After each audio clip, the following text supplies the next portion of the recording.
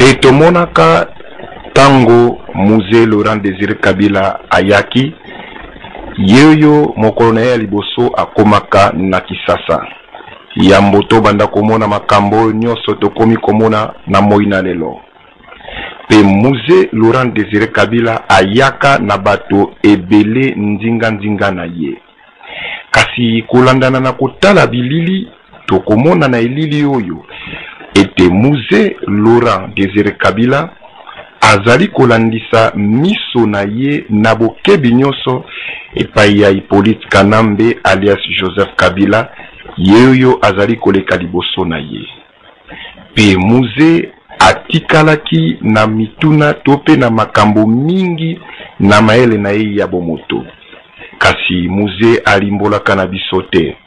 Na ebite Musée atana ndoto atana boyi koyebisa biso okanisaka nini.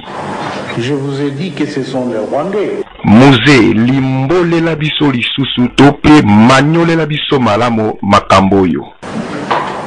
Je vous ai dit que ce sont les Rwandais. Vous voulez que j'exprime cela en quelle langue pour que vous compreniez que ce sont les Rwandais?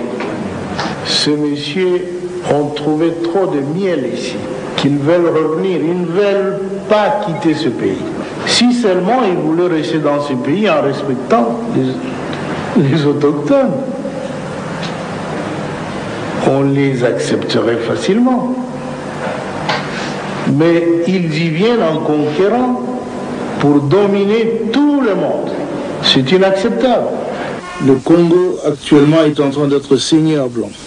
Les fraudeurs font traverser des centaines de kilos d'or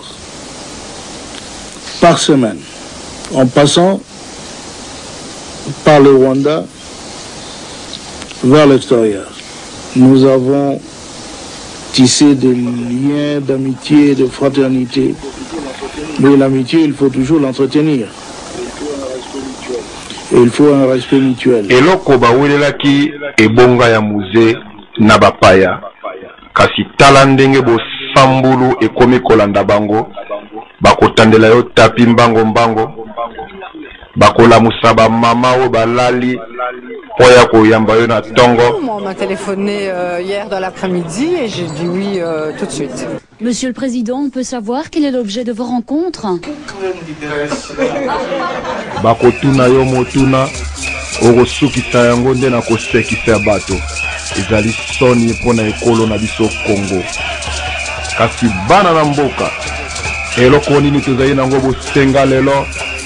Bomoko, bolingo, makasi tosangisa yango po tokoma